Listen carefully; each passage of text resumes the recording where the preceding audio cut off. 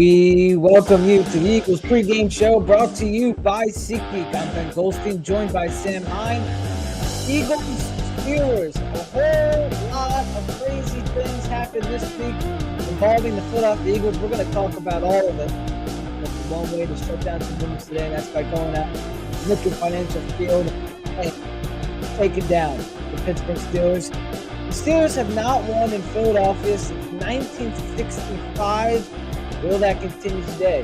We will see. Sam, how we doing? Doing good. Like you said, this has been a really long week here in Eagles land, from the comments after the game all the way up until just about today, with all the talk around the team and the different comments made by players, and then all the other things that have been coming out. And normally when you have an 11-2 team, these things don't happen. But hey, here we are, and hopefully today after this game we can kind of put everything to bed. Never a dull moment as a Philadelphia Eagles fan. There's always something. There's always something to look forward to. Yeah, so the Steelers haven't beat the Eagles in Philadelphia since October 24th, 1965. If you're unaware, today is December 15th, 2024. So that was a very long time ago. And also, the Eagles can clinch the NFC East today, but it's not looking likely. They would need a Commanders loss. And with just about 4 minutes left in the third quarter, the Washington's up 17-7, and the Steelers just put in their third-string quarterback. Or the Saints, excuse me. So, not looking great, but the Eagles can inch closer with a win today and then a win next week in Washington. And, this is the Pittsburgh Steelers. It's a good Steelers, 10-3 Steelers team. And Mike Tomlin has a name for this. He has a name for this game. Man, really excited about this one, man. This Pennsylvania State Championship. Excited about representing Whippeal in this. I was just joking this morning, man. We could play this game in Breezewood, man. That'd be awesome. The Pennsylvania State Championship. Is that where does that rank on some of the stupidest things that you've ever heard someone say? I don't know. I think I like it. I kind of think it's cool. Very rarely I feel like the Eagles and Steelers play nowadays. I don't even remember the last time the Eagles played out in Pittsburgh. Obviously the Steelers came here in 2022 with everything going on between AJ and Jalen. The last week we've seen a lot of clips from that game going around on Twitter. But yeah, I don't know what he's talking about with Whippeal. I don't know what that is, but it is cool whenever you get the little interstate rivalry. And yeah, like I said, I remember the last time the Eagles have played out there. I saw an Eagles preseason game out there one time. But yeah, it'll be good. Very rarely I feel like two really good teams, both with Super Bowl aspirations. Obviously, with the Steelers being 10-3, Eagles being 11-2. This is the biggest test left on the Eagles' schedule here, and it'll be an exciting one today for sure. Both teams with really good defenses, which will be fun to watch. And Mike Tomlin's had the Steelers going the same. I feel like if you go back to any Steelers team, they're all going to be kind of the same mold under Tomlin. He's done a great job with them in his tenure. And yeah, Pennsylvania State Championship. I saw the Eagles posted something and kind of ran with that a little bit today. And hopefully we'll be state champs after today. Yeah, the state championship is high school. We're doing high school state championships. The professionals, this is just Eagles. This is Eagles Steelers. It could be the Battle of Pennsylvania, the Keystone. Our article today was the Keystone Classic, so that I like that a little bit. But yeah, but also what comes with this is we do have some debate within the city. So Sam, I don't know if you've ever been to Sheetz, but do you prefer Sheetz or Wawa? I gotta go Wawa just because I like their food better. But Sheetz does have a lot of good stuff in it. I'm not gonna lie. When I went out to Pittsburgh a few years ago for a Phillies trip, we made obviously a few stops to Sheetz, and they had these peanut butter and honey pre-made sandwiches that kind of got us through the trip. So I will say that was a very nice touch by them. But you got to go with Wawa. Their food selection's a lot better, and best coffee on the planet right there at Wawa. There you go. All right, now we got. I didn't really realize this was a Pittsburgh thing, but pierogies or cheesesteaks. So this to me is a layup. Yeah, I don't even know if I've ever eaten a pierogi, to be honest with you. So I got to go cheesesteaks here. When I think of Pittsburgh, I think of the French fries on the sandwiches. That's kind of their thing. Their like whole thing is adding the French fries to the sandwiches, which is a very good move. But if you're going pierogi versus cheesesteak, I've never eaten a pierogi, so cheesesteaks all the way. All right, now which city? This is also like I've never been to Pittsburgh, so I can't really answer this one. But you have, what's the better city, Pittsburgh or Philadelphia? Yeah, I've been to Pittsburgh twice in my life. One thing that I will give Pittsburgh, I love how all their sports teams are the same colors, and then those colors are a theme throughout the city. So you got like the Roberto Clemente Bridge that you walk across to get to PNC Park. It's yellow and black. A bunch of the things around the city are yellow and black. The bridges, like I said, but they got three of them. When you first come into the city, they're all yellow and black. So I really love that about Pittsburgh. But I mean, it's not really close. Pittsburgh's kind of out there in the middle of nowhere. They have no hit. Obviously Philadelphia's got all the history. When I went out to Pittsburgh, we were like, what are we going to do here? Obviously we got the Phillies games all weekend, but what else are we going to do? And we ended up having to go to the Pittsburgh Museum of Natural History, and it was just a copycat of the Smithsonian in DC, and everything was fake. There was nothing real there. It was all just models of everything. So there's not much to do in Pittsburgh. Obviously, there's some cool, colleges out there and stuff like that, but it's an easy choice with Philly there. Yeah, I think it's cooler when all the four teams are in the same parking lot, but it sure seems like that's not going to be a thing anymore. Heinz Field, or that's not Heinz Field anymore, but whatever it is now, and PNC Park are kind of in the same area, so that kind of makes up for it. You'll still have CBP, Wells Fargo, and the link in the same. It's just the Sixers are going to go out and do their own thing in a few years, but we can have that title for a little bit, I guess. Yeah, PNC is an amazing park. Heinz Field's pretty cool. Definitely a little bit outdated, but yeah, they got some nice stadiums out there. And again, like I said, I think what's really cool is that the city and all the sports teams are themed in that yellow and black, and that's a really cool thing that's very unique to a lot of cities. So that's definitely a positive for Pittsburgh. And they got the song. They got black and yellow. All right. Don't want to get copyrighted. All right, let's move on. Let's dive in. Let's just dive into the Jalen Hurts, AJ Brown thing. Everyone knows about it. We'll play the videos. Here's Brandon Graham Monday night on WIP on the Brandon Graham Show. The person that's complaining need to be accountable. And I'm just being honest. You know what I'm saying? Like, and he noticed. I don't know the whole story, but I know that one is trying. And I mean, 11 could be a little better with how he responds to things. And they was friends before this. It's like, man, but things have changed. And I understand that because life happens. But it's the business side that we have to make sure that we don't let the personal get in the way of the business. And that's what we got to do better as right now, because we know it's an issue. Everybody's seeing some things, but we need to be able to talk things out as men. You know what I'm saying? But we need to let personal stuff go and let's get right for this game, because, man, it's like a lot of stuff, most of the time it's just a conversation that just need to be had. But the person with the problem got to want to talk to the person other than others. Okay. That's all I'm saying. When I watched that for the first time, my biggest thing was Brandon Graham said that AJ Brown and Jalen Hurts were friends before this, and things have changed. That was, for me, the biggest striker. Like, there's something wrong in that locker room. But when you first watch that, you see the thing with AJ Brown saying that passing is the biggest issue with the Eagles offense, which is true. He said that Sunday night. People took it as a knock at Jalen Hurts. I definitely didn't think it was a knock at Jalen Hurts at all. And then BG goes out and says this, and it kind of opens your eyes a little bit. But what are your thoughts on the whole, what BG said and how it was perceived? Yeah, so I thought personally when AJ answered the question of what's the biggest problem with the offense right now, and said passing, I thought it was about Jalen.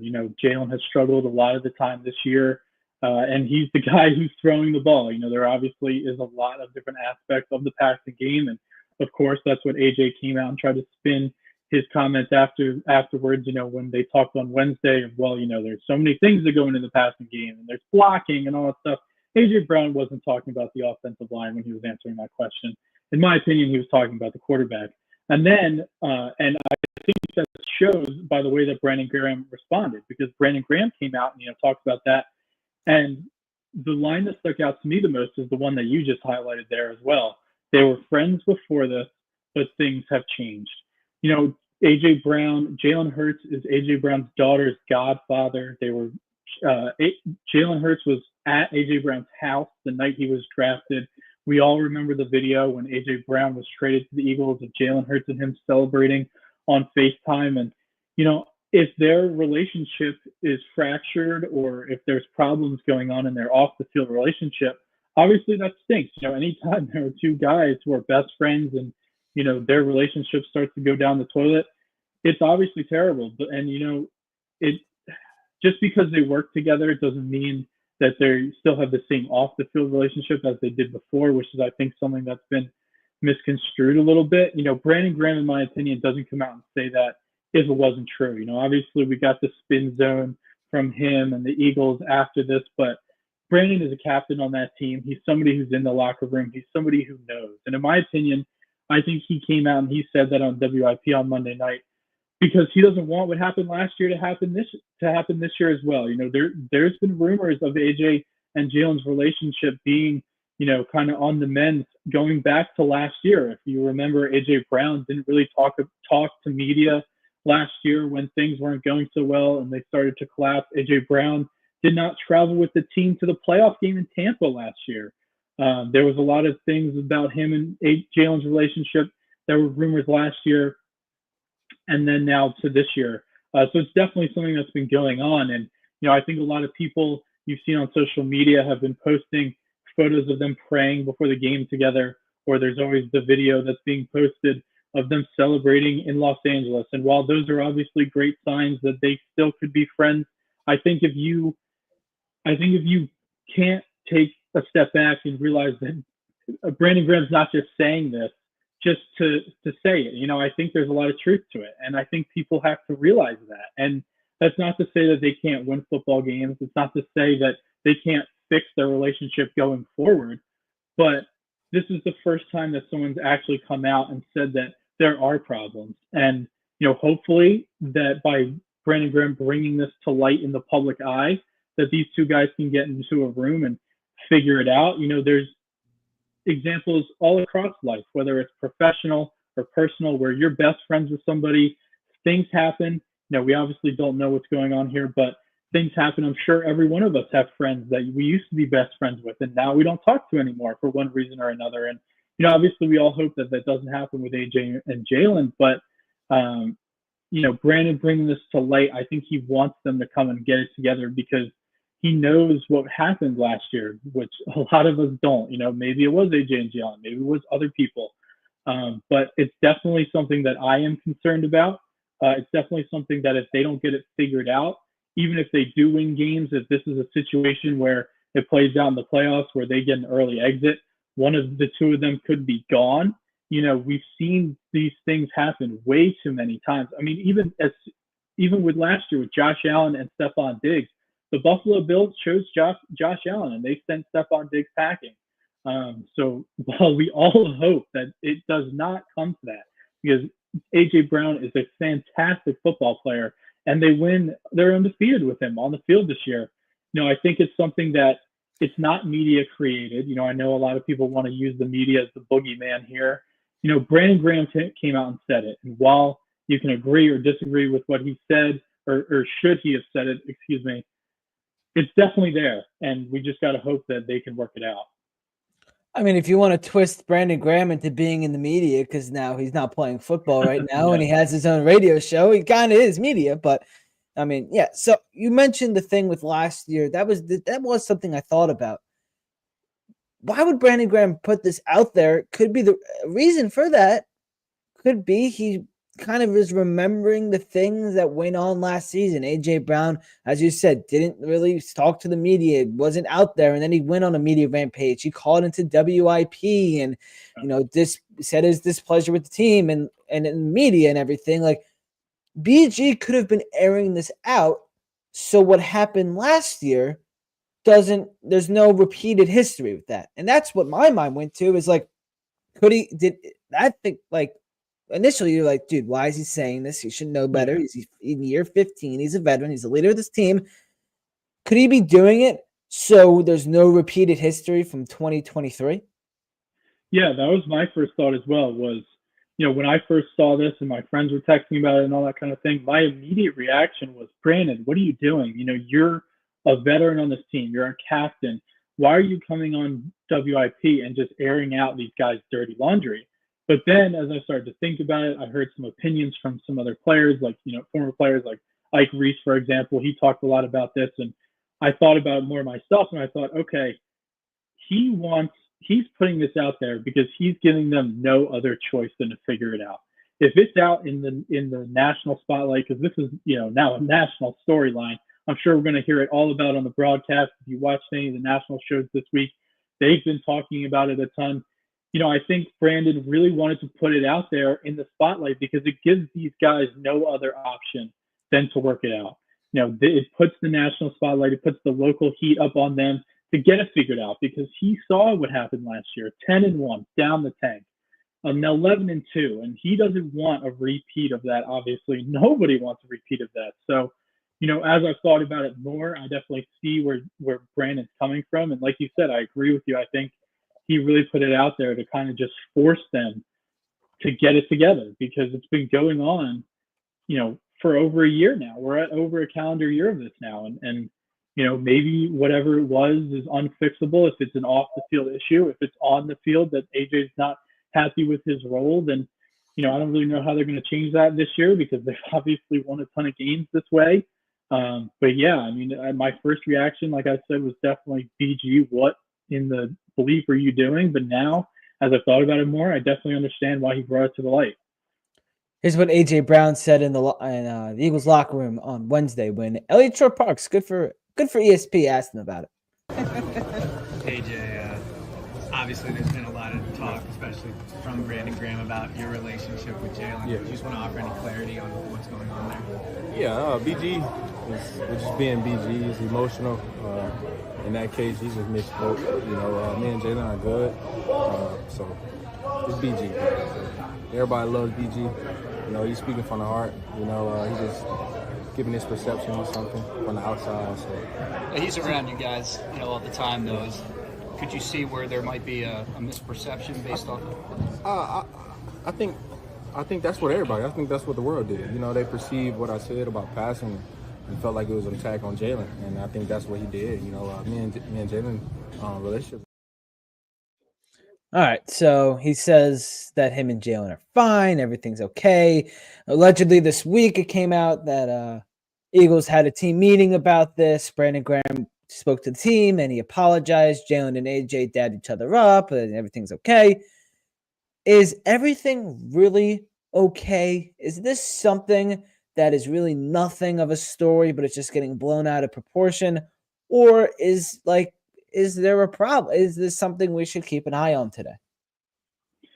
Well, in terms of if this is a story, I believe it is. A lot of people, like I kind of said earlier, they love to use the media as the boogeyman, right? Anything that happens that comes out that the media talks about or writes about or whatever, whether or not it's a real problem, a lot of people use the media as the problem.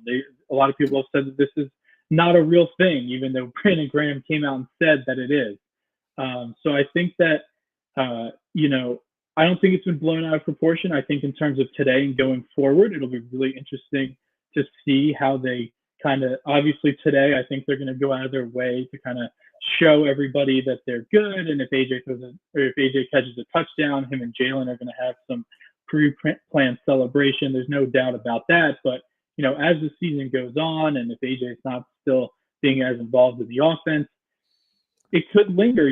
We don't know what it is. That's the biggest thing. We don't know if it's on the field. We don't know if it's an off the field problem. Sometimes off the field problems, they can't be fixed, as easily as just getting him the ball more, obviously. So, it's definitely something. I don't think it's been blown out of proportion. If the quarterback and the star wide receiver, if it comes out that they used to be friends and now they're not, that's obviously going to be a big story.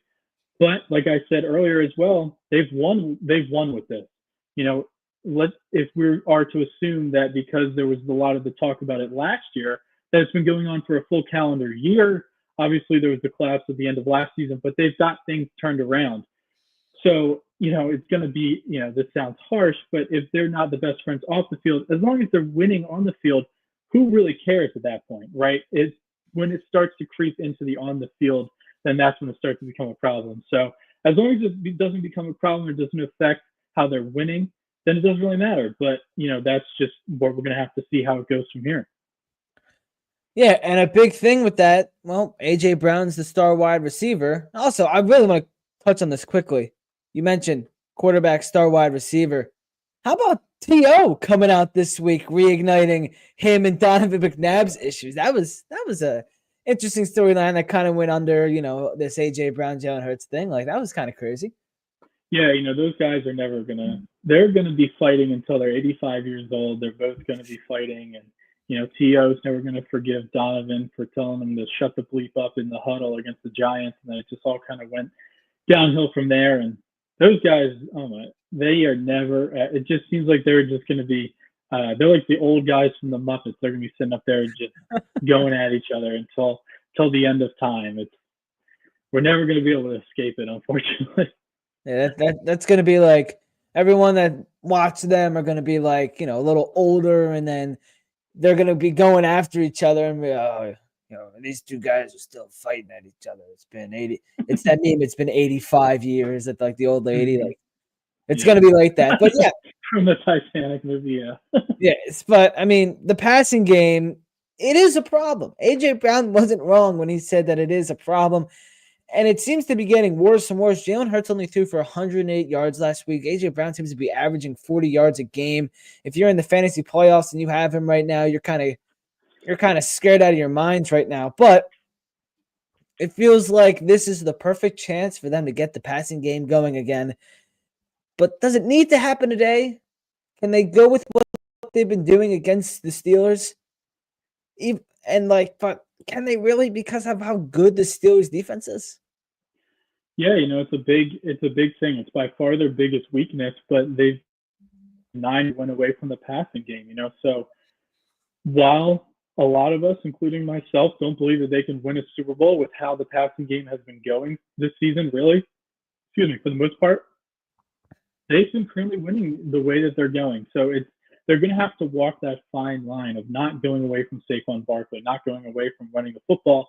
That is their bread and butter, but also getting the passing game going to where it's just more serviceable. We don't need Jalen to go out there and throw for 350 yards a game. That's not who he is, and that's not who this team is. That's not how they're built. But Jalen needs to be able to be way more effective in the passing game.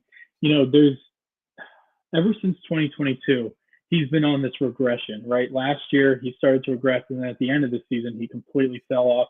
Beginning of the season, he was turning the ball over a lot, and now this season, there's no other way to slice it except for that he has regressed. And a lot of people want to look back to 2022 and say, well, he did it then, so he can do it now. And that's the Carson Wentz theory: is that if it's in there in 2017, why can't he do it again? So while I think that obviously we've all seen 2022 Jalen, we have to accept that he's not that player anymore. Whether it's he's had injuries in the past, whether he's lost his confidence and he's trigger shy, which I think that's true, whether defenses have figured him out and know the looks that he's not good at reading, whatever it is, he's not the same player as he was in 2022. So I'm not saying he needs to get back to that as a passing game, but we need to be able to walk the line a little bit more of, hey, we have this dominant running game. We also need to improve the passing game a little bit. I don't know if it starts today because Pittsburgh's got the 7th ranked defense in the NFL, but over these next few games, we have to get the passing game more to an even of the running game. Yeah, and this Steelers defense, you said 7th ranked in the NFL. They have a great defensive line. TJ Watt, of course, probably the defensive player of the year again. He should be every single year. What makes this Steelers defense so good? And when they have such a great defensive line, how much are you going to get today from Saquon Barkley? Yeah, TJ Watt, like you said, in my opinion, I think he's the best edge rusher in football. I mean, he is just a fantastic player, and it's something that we're going to have to be careful of because Jalen, he's not seeing the field well right now, and he's 33rd in the NFL in terms of time to throw. So when the ball is snapped to him throwing, he's 33rd in the NFL in that. So that means that some teams' backup quarterback, because there's only 32 teams, is getting the ball out faster than Jalen Hurts is this season. And, I talked about Carson Wentz. That was a big problem that Carson Wentz had from 2017 to when we obviously traded him, was that he was holding on to the ball too long. Now we're seeing that a lot from Jalen, and this is going to play right into the Steelers' strength. TJ Watt, Cam Hayward, some of these guys, they can really get after the quarterback. Jalen's back there holding on to the ball, no matter how good your offensive line is, these guys are going to get home eventually. Jalen has had a bunch of plays where he's holding on to the ball for over 4 seconds. Normally those convert to passes, right? They convert because guys on the defensive end, they can't really cover for that long, especially against our great wide receivers. But in Jalen's plays where he's held on to the ball for more than 4 seconds, 41.4% of those has turned into a sack, a scramble, or a throwaway. That's worse in the NFL. That is going to play right into the Steelers' strength here with TJ Watt and this great defensive line, because they're going to do a good job of limiting Jalen's scrambles. They know that's what he's going to want to do, and it's going to be really interesting to see if Kellen Moore can get a little bit more quick plays for Jalen. But even if they are quick plays, Jalen's got to throw the ball, right? So it's going to be a tough one today for sure. The Steelers are the first team that the Eagles have played that have a top 10 defense at the time that they have played them. So it's going to be a really tough game. And you asked about Saquon as well. The Steelers have only allowed one rusher over 100 yards this season. Obviously Saquon has been on an absolute tear, but it's not going to be a given that he's going to have a great day today. I think that he can, and obviously I think that they need to just let him do his thing and don't go away from their strategy. But it's going to be a tough one for the offense for sure. Is that strategy that they've been going to work today, where you just kind of run Saquon to the ground, you run this defense to the ground with Saquon, and he just kind of feels himself more and more as the game goes on? Can that work against the best defense the Eagles have seen all year?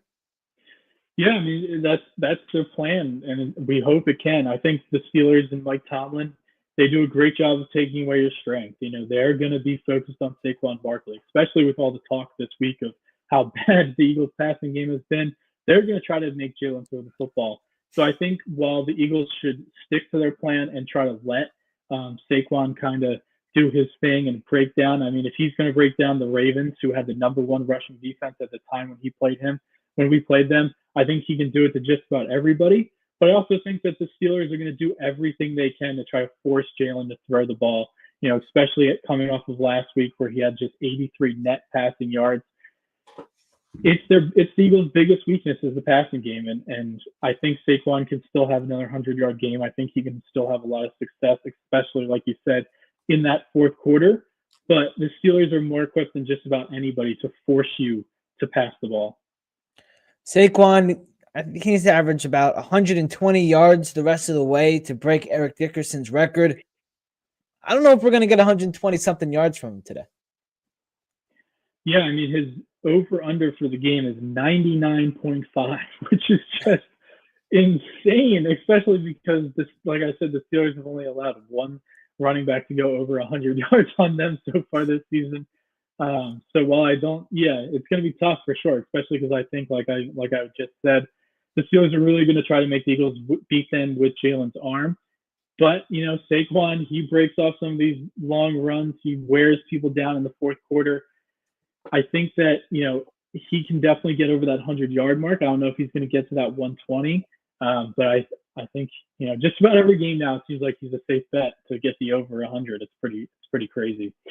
And it seems like every week we said, I don't know if he can get that number. And he always blows that number out of the water, it seems like. So someone else that's kind of been blowing himself out of the water a little bit. Russell Wilson has reignited himself as a quarterback in the NFL, went to the Steelers this offseason. We were kind of laughing at the Steelers like, these idiots on the other side of Pennsylvania, they go back in the steel and whatever. Like, you're not doing anything right. But they found something great in Russell Wilson. First few games with Justin Fields, Interesting move. Fields is playing fine. You go with with seemingly washed Russell Wilson, and well, he's reignited himself, and the guy absolutely kills the Philadelphia Eagles. He's 5-0 against the Eagles in his career. 2 of those wins came in 2019, both by the same score. The one in the playoffs where Carson Wentz got the concussion. I was actually at that game. I don't want to. I was as well, unfortunately. That was horrible. That was absolutely. It was cold. It was depressing. Eagles didn't even get in the end zone. It was bad. But Russell Wilson is 5-0 in his career against the Eagles, at 238.4 passing yards, 99.7 rating against the Eagles. What are we going to see Russell Wilson do in his 6th time against the Eagles, notably without George Pickens? Yeah, Mike Tomlin with a move that was heavily criticized. The Steelers started off well this season with Justin Fields, and a lot of people said, "What in the world are you doing benching him for Russell Wilson?" Well, he made a great choice because Wilson has kind of taken off, and he's really revitalized his career. Coming from Seattle and then to Denver. I mean, everyone thought he was done when he was in Denver, and now coming back, and obviously he got hurt in training camp, and then so he missed the beginning of the season, and he's just done a really, really good job since coming in and being the Steelers quarterback. Without George Pickens today, though, I will say I think the Steelers are going to have a little bit of trouble moving the football today. They don't have a ton of talent on the offensive side of the ball. They have Van Jefferson, Calvin Austin, Najee Harris, Pat Fryermuth. None of these guys, are people that really strike fear into a defense. George Pickens definitely does. He's a great wide receiver, or I should say a good wide receiver out of Georgia. And, while he gets in a lot of fights, he's definitely a little bit of a nutcase. He's a very good player, but without him today, I think they're going to struggle a little bit. I think the Eagles defensive backs are going to be really sticky on them. Quinyon Mitchell, as we all know, as we talk about every week, he'll lock down whoever he is on. And I think last week was a good kind of welcome to the NFL moment for Cooper DeJean. He came into this league and kind of took the league by storm with how well he was playing and helped transform the Eagles defense. And Adam Thielen took him to school last week. There's no other way to say it. Adam Thielen really took him to school, and I think that's obviously a good thing for Cooper. He's a rookie, he's still learning, and I think he'll be able to take a lot of good things from that game and be able to transform them into his game moving forward. I think the Eagles defensive line has a good shot of stopping Najee Harris today. It's going to be interesting just kind of seeing how the Steelers kind of balance their offense without Pickens there. But I think this could be a low-scoring game. Both teams have really good defenses, and I think both defenses are really going to show up today. Yeah, how would you assess the Eagles' defense last week? It'd be kind of first time they've been cooked in a while was by Adam Thielen. It was kind of like an eye-opener a little bit. They obviously only allowed 16 points, kind of saved the offense a little bit as well. How would you assess their game last week? Yeah, I thought they played okay. I think one of the biggest things that hurt them was that they were getting pressure on Bryce Young, but they weren't getting him down. Bryce Young has really turned his career around ever since getting benched. I mean, he's looked so much better, especially last week. And to his credit, he made some plays that were pretty amazing. I mean, I don't know if everyone saw, but there was a video circulating around where might have been Jalen Carter, one of the Eagles' defensive linemen, ripped part of his jersey off in the end zone, and he still completed that deep pass. I think last week's game, I think if they were able to get Bryce Young down a few more times, they would have had a lot better game.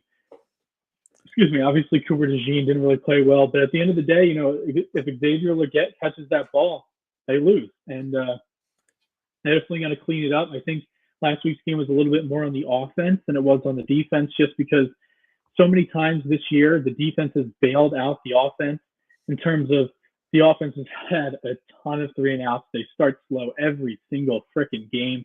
They turn the ball over a lot in the beginning of the season, and they just continuously were coming out and stopping the opposing offenses right afterwards. And this week or last week, they didn't do it as much, and that's okay. They're not gonna have a great game every single week, but it's funny because it's like the worst game they played, and they only let up 16 points. But I think this week against a less mobile quarterback than Bryce Young, which is crazy to say about Russell Wilson now, but obviously he is a little bit less mobile than Bryce Young. They just got to get him down. They're getting pressure. They just got to make sure that they finish off those sacks. Yeah, I want to touch on the slow starting offense because it was a huge storyline for the first however many weeks. Like, the Eagles never score in the first quarter. Have they? I don't think they've scored in the first quarter since the last time we spoke about it. Like, we kind of like finally were able to like, all right, we can shut up about this. I hated talking about it every week. Now we need to talk about more slow starts. 3 straight 3-and-outs or something like that last week. It's like it is a problem. Can it be a problem today against maybe the best team the Eagles are going up against this year? Yeah, it's definitely going to be a problem. I think, they haven't scored a touchdown all season on their opening drive. That's insane, and it goes a lot to the coaching staff. I think it goes to both, because if you look last week, the plays are there. AJ Brown, second play of the game, wide open running for a touchdown. Everyone was talking about how he was the first option on that play. Jalen Hurts stares him down, doesn't pull the trigger, checks it down. If Jalen Hurts throws that ball, we're not talking about this anymore because they scored a touchdown on their first drive. They scored a touchdown in the first quarter. So obviously the players have a lot to do with it as well. But over the whole course of the season, if we're not just looking at last game, you got to look at the coaching staff. People always joke that, Brian Johnson or Nick Sirianni or whoever is calling the plays for the first 15 because they never work. But for whatever reason, they never work. And you look to the game, I guess maybe it was last week, or 2 weeks ago, one of the last 2 weeks, the two of the first 3 touches came to Will Shipley and Paris Campbell. Like, what are we doing with that? Like, we need to get our playmakers involved early. They tend to run the ball more as the game goes on. And one thing that no one really talks about, but it's true, Jalen runs the football a lot more as the game goes on. He very rarely scrambles, very rarely runs in the early parts of the game. As the game goes on, he starts to do that more. And obviously, he has not been great in the passing game. And a lot of our best plays in the passing game come off of Jalen scrambles recently. So I think that's a big factor with it as well. But it's just a mix. It's a mix of coaching. It's a mix of execution. And, until we see it happen, how can we think it's going to happen? I'm almost just ready for the 0-0 or 3-0 posts from the Eagles social media team, end of first quarter, with everyone angry on Twitter again, because it just happens every week. But it's something they got to get figured out, because come playoff time, Detroit's going to go up 14-0 on you if you come out slow. If you give them 2 3-and-outs in the beginning of the game, especially if they're home, they're coming up 14-0 on you, and then you got to throw to come back. And I don't think we're winning that game. So it's something that we got to get figured out for sure. And week 15 is still not figured out, so it's a big concern. It is a concern. Something else that I don't know if this is really a concern or not, but it did come out a few minutes ago. Jalen Hurts is wearing a glove on his non-throwing hand. He had a splint/wrap on his left ring finger after Sunday's game against Carolina, and was listed on the injury report this week with a finger injury. It is on his non-throwing hand, so doesn't really matter. But it is still maybe something to keep your eye on, and maybe Hurts got a broken finger or something. I think I've broken every single one of my fingers playing flag football, basketball, and all the other sports I've played. But something to look at. Yeah, I think the only thing that will really affect him is catching a snap. If he likes to be in shotgun, the Eagles have him in shotgun. The majority of the plays, as it's well documented, and catching that ball, however many times they run offensive plays in the game, let's just say it's 50 to 60 times, that's gonna be a lot of wear and tear on that finger. So we just gotta hope that that's gonna be clean all game long. But besides that, obviously it's not gonna affect them in the passing game. Yeah, we will see if there's any interesting snaps or anything. Something else to keep your eye on today. Well, Jake Elliott. I don't know. Like I don't know. Like, he missed another one last week. Is 0 for 5 from 50 plus this year. Like, like when this happens to a kicker, a lot of it goes into the mental kind of game with the kicker. So it's horrible for Jake Elliott, but can you trust him? Oh man, it is really tough. It doesn't matter if we trust him. It matters if Nick trusts him. And last week, Nick didn't trust him. He just didn't. He didn't trust the offense. He didn't trust the quarterback.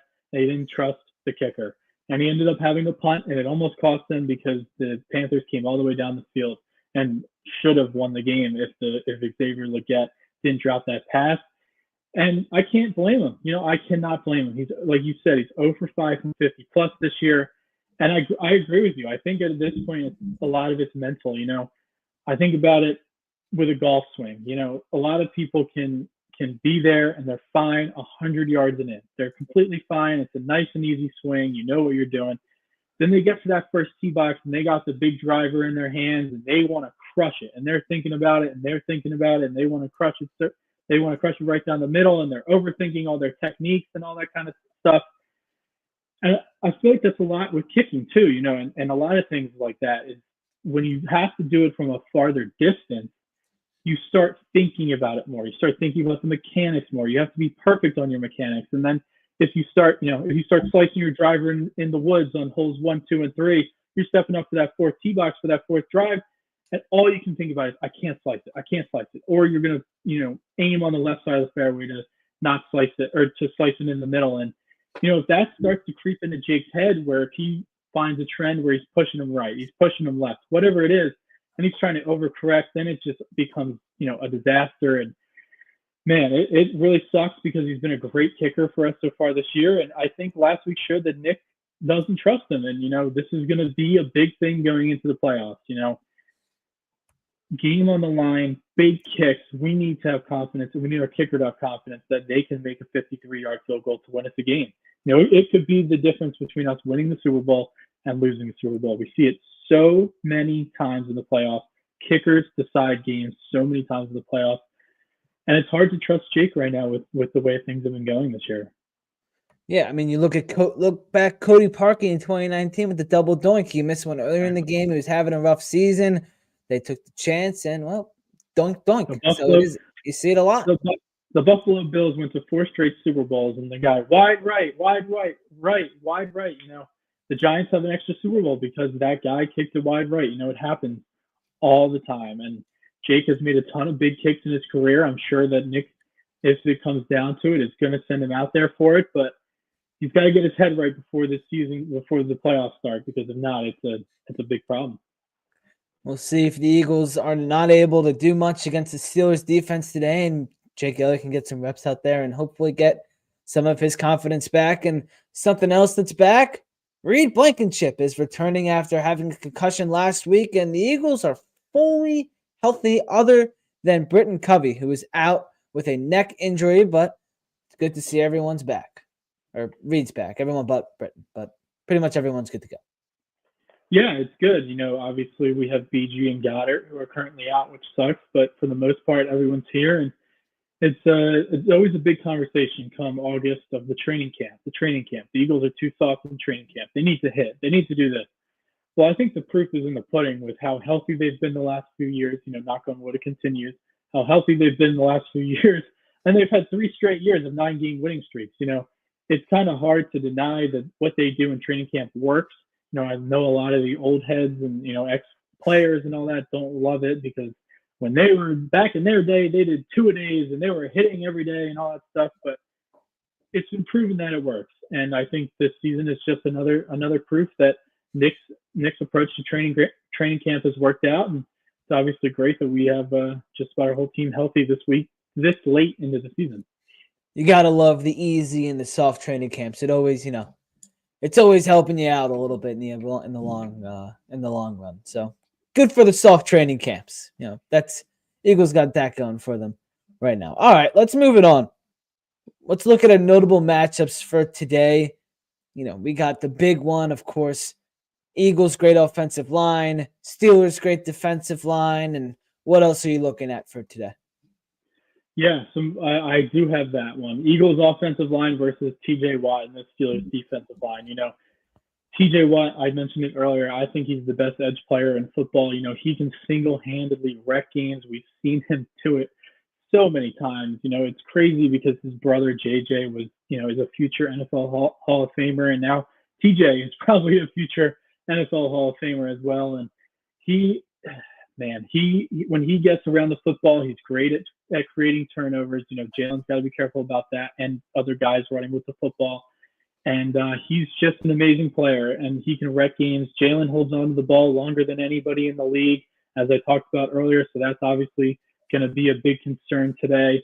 But like we always say, if we trust the Eagles' offensive line to keep these guys in check, Lane Johnson, Jordan Mailata, if they move them inside, the guys inside, Jeff Stoutland, anytime there's an elite edge rusher, they really don't do much against the Eagles. Hopefully that continues today.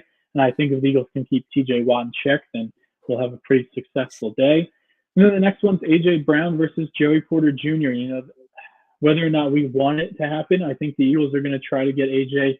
involved early and often. I think they're going to try to just they're going to try to get him some easy targets early, get him some plays where he's the number one option, just kind of get everyone on Twitter saying, oh, see, there's no problem between them. The passing game's fine.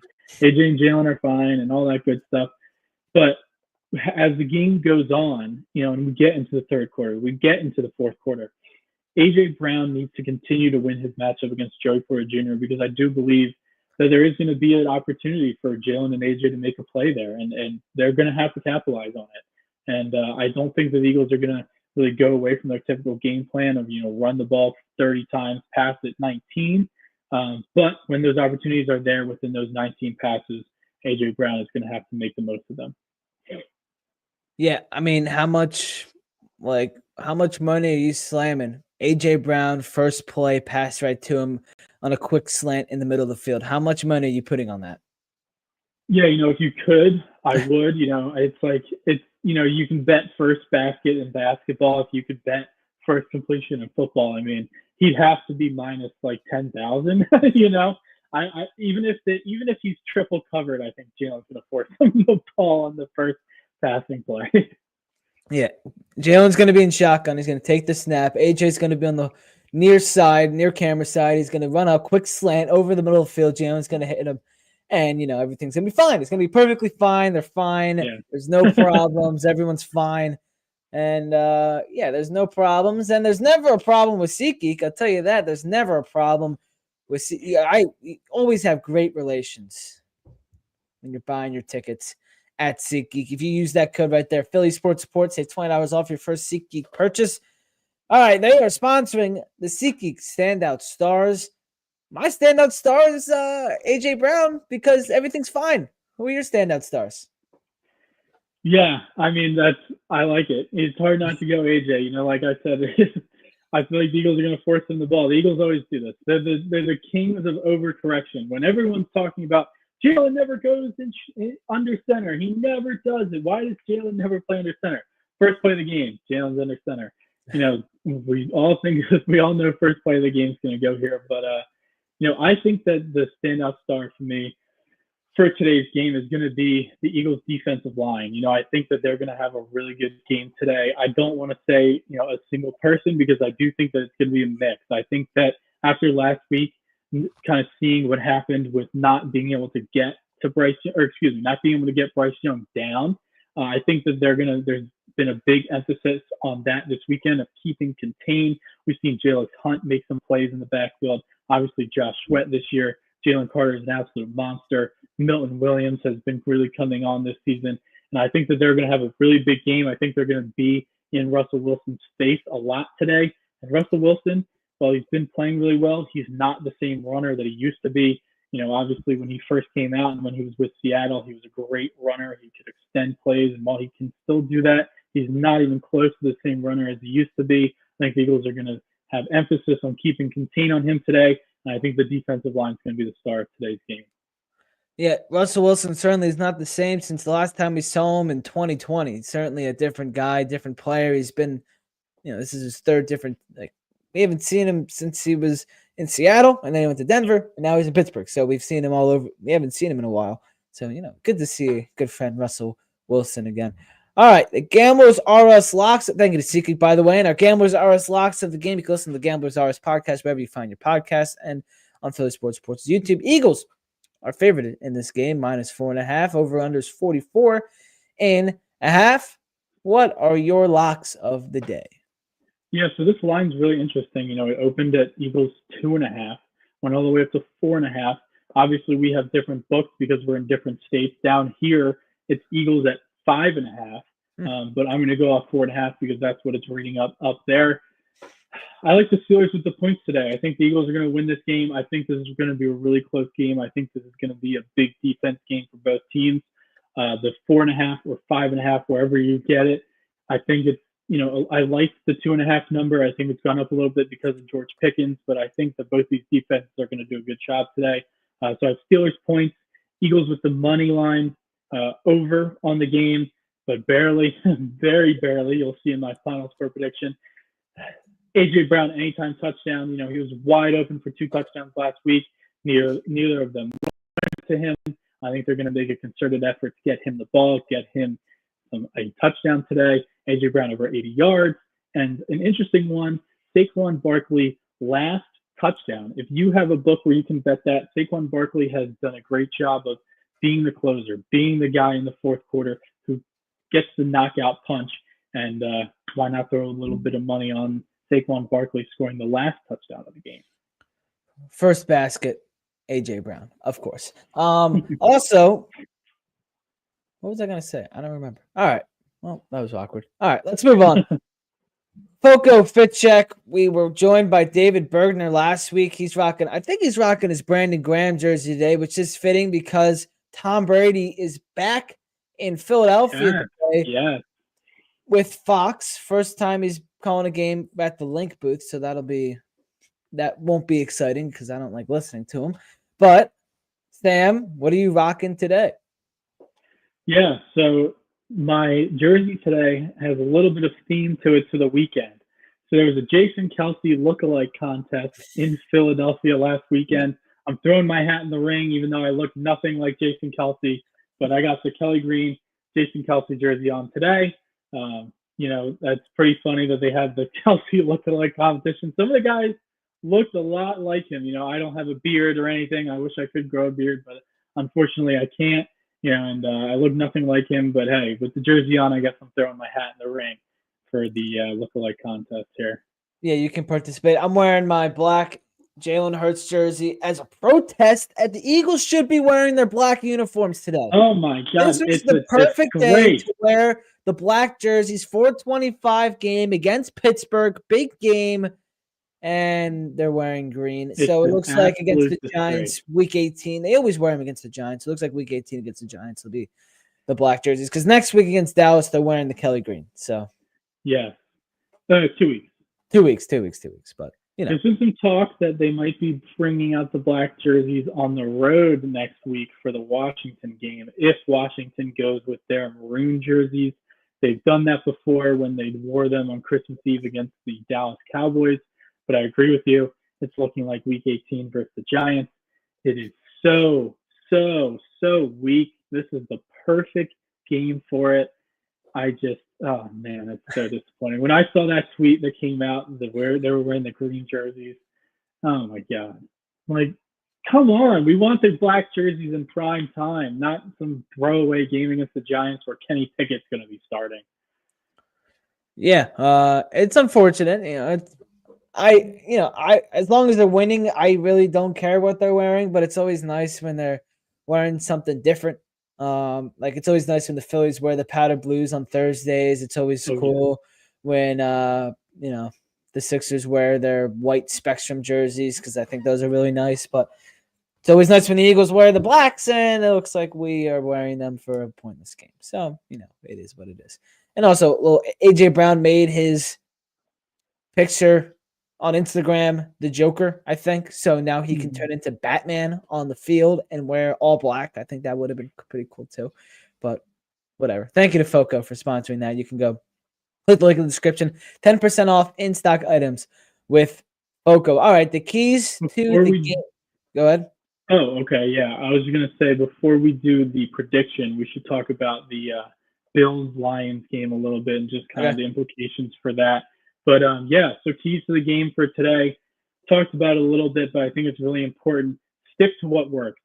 Just because the passing game has been the talk of the town and just because, it's kind of – I feel like I'm talking out of both sides of my mouth, right? I don't think the passing game as it is right now is good enough to win a Super Bowl, but at the same time, the running game has been doing such a good job that it's been leading to all these wins. I think that we need to just continue to run the ball for this game. Against Dallas, against the Giants, then we can start to open the floodgates a little bit more in the passing game. But for today, run. Stick to that 19.5 number that they've been at since they've been on this winning streak. And I think if we do that, then we can win the game today. And then my other key is to just get Jalen into a rhythm early. Obviously that a lot of that is going to depend on him. There was a screenshot going viral last week of Jalen Hurts having 3 wide receivers open, him staring in the pocket, staring at all of them. And it was a multiple choice. And it said, what happened on this play? Pass to A.J. Brown, pass to Devontae Smith, pass to Grant Calcaterra, sack, throwaway. What happened on this play?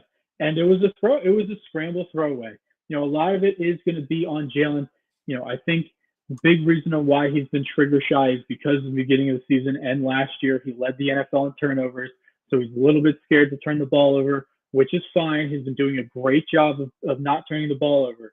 But he needs to take the plays that are there. At a minimum, just take the plays that are there. I think they need to call some plays early to get him going a little bit, get some quick passes, just get him into a rhythm and see if maybe we can start out hot for one.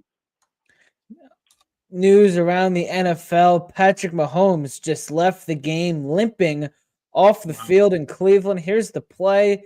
It's taken down. You see his knees get twisted around all over the place. That was ugly to watch. I don't want to watch that again, but that's not good for the Chiefs and Mahomes. Holy moly, that looked, that is gross. Hopefully he's okay. That looks like it really hurt. That is not good. It's a questionable return with an ankle injury. Our old friend Carson Wentz is getting some time behind center for the Kansas City Chiefs. Let's talk about this Lions-Bills game, which unfortunately is going on at the same exact time as the Eagles-Steelers game, which is really unfortunate. It should be a Sunday night or Monday night game, but it's not. Whatever. Implications for the Eagles are involved over there, and for my fantasy team because I need big stuff from Josh Allen tonight. Yeah, it's a shame it's not Sunday Night Football because these are, like everyone thinks, the 2 best teams in the NFL right now, Detroit and Buffalo. And, it has huge implications for the Eagles. If the Eagles lose this game today, while they're not technically out of the running for the 1 seed, it's pretty much done. The Eagles need to win out to get the 1 seed. This is to snatch the 1 seed from the Detroit Lions because obviously the Minnesota Vikings are up there as well. But if we're just talking about the Detroit Lions, the Eagles need to win out and the Detroit Lions need to lose 2 of their next 4. They play Buffalo, they play the Bears, they play San Francisco, and their last game of the season is Minnesota. Obviously, tonight is going to be a very big game for that. If they lose to Buffalo, they can very easily lose to Minnesota as well. And if we get through this game with a win, we can easily win out. So that is our path to the 1 seed. If the Lions win today, it's basically over in terms of the 1 seed. We basically are going to be the number 2 seed. Obviously, it's still a chance they lose 2 of their last 3, but come on, it's probably not going to happen. So Eagles fans need to be rooting for Buffalo very hard today. If the Eagles come out and they win this game and Buffalo loses, I believe they're tied for first place in the NFC. Obviously there's those tiebreakers there, but they'll have the same record. And it's a huge, huge matchup because that last game of the season is going to be one where the Detroit Lions are going to have to be playing their players. The division's going to be on the line. First place could be on the line in the NFC. So Detroit's going to have to play it out to the end. It's a game that they could easily lose, but tonight's the big one. The Eagles really need a Buffalo win here if they have any hopes of getting home field advantage throughout the playoffs. What are your thoughts on just the 1 seed getting the bye and not the 1 and the 2? I don't like it. I think that the 2 seed deserve the bye. I think that the old system they had was really good. I think that obviously expanding the playoffs is a good thing. Anytime that you can put more fan bases in contention down the stretch is always a good thing. You want more fan bases to be invested in their team as long as you can. And I'm for expanding the playoffs, except for the NBA. The 10-team playoff in the NBA sucks. But the MLB expanding the playoffs, the NFL expanding the playoffs, MLB and NFL expanding the playoffs, I'm all for it. But I still really sucks that the number 2 seed doesn't get that bye. But at 7 teams, there's just no other way to do it. It is what it is. It's unfortunate. I like that both the 1 and 2 seed got that bye, but I also like that there's 7 teams that make the playoffs now. So I guess I'm okay with it for that. And the only way the Eagles can maybe get a bye is, well, they got to win today. So let's look at our predictions. We do have a prediction from Little G Griffith. He has Eagles 28, Steelers 14. It's a no contest today at the link. No contest. All right. So we'll see what's up. Also, some other stuff. This was when we talked about Jalen Hurts having the finger issue. Will Jalen Hurts be able to stiff arm if he breaks out for one? Will he be able to use that hand if he needs to? Yeah, that's definitely interesting because he likes to run to that right side. So when he's running to that right side, that ball's going to be on his right side, keeping it away from the defenders, keeping it on that sideline. So, yeah, I mean, and it's obvious that the Steelers are going to know about this now. If he's scrambling, there's going to be people taking shots with that hand. So definitely a good point there. And hopefully he's able to protect it throughout the game. But it's definitely something to keep an eye on because he likes to run a lot. And hands, they can be stepped on, they can be pulled at, whatever it is. So it's definitely going to be something to keep an eye on. And if he is running and he has that ball in his left hand, if somebody touches that finger, it's going to hurt. So, we're going to have to keep an eye on that. Yeah, we sure will. Hopefully it's not as ugly as that Giants game last year where his finger was like inverted. That was disgusting. Yeah, that was gross. terrible. That was really bad. That was terrible. Yeah. All right. My prediction today, I think it's going to be a defensive bloodbath, but I do think the Eagles will pull away towards the end. I like your Saquon last touchdown there. Eagles 28, Steelers 21. Yeah, I like it. I'm a little bit similar. I have the same score for the Steelers. I think that this game is going to be a really tight one. I think it's going to be one that comes down to the wire. I think the Eagles are going to get the ball tied 21-21 at the end of the game, and they're going to have 2-minute drill, and they're going to just run it, or a 4-minute drill, excuse me. They're going to have a 4-minute drill, and they're going to run it down the Steelers' throats. I think Saquon Barkley is going to take them about to the 30-yard line, 25-yard line, and as time expires, or just about, Jake Elliott's going to hit a game-winning field goal for the Eagles within 50 yards, not plus 50 yards, but within 50 yards, and he'll knock one through. So I have the Eagles winning this game 24-21. All right, there we go. We both have the Eagles winning. Hopefully it doesn't come back to bite us. And that's all we got. You're out next week, right? Yes, I am out. I have to do the 16-hour drive to New Jersey for Christmas. So I will be watching the game in the car, unfortunately. So I am out next week, yeah. All right, I will be here. We will have a different guest. And then I'm out for the Dallas game. So we're going to have a little bit of some holiday flexing we'll have to do for the next few weeks. But that's what we got for today. Hopefully the Eagles can pull it out today, and maybe we'll be looking at an East Clifton game next week against Washington. Thank you to SeatGeek and Foco for sponsors. Make sure to check out PhillySportsSports.com post-game for the game summary, and tomorrow for my takeaways. And follow us on all of our social medias for in-game analysis and all the stuff like that. Follow Sam and I on X as well. I'll see you next week. Sam will see you in 2 weeks. Go Birds. Thank you for watching. Birds.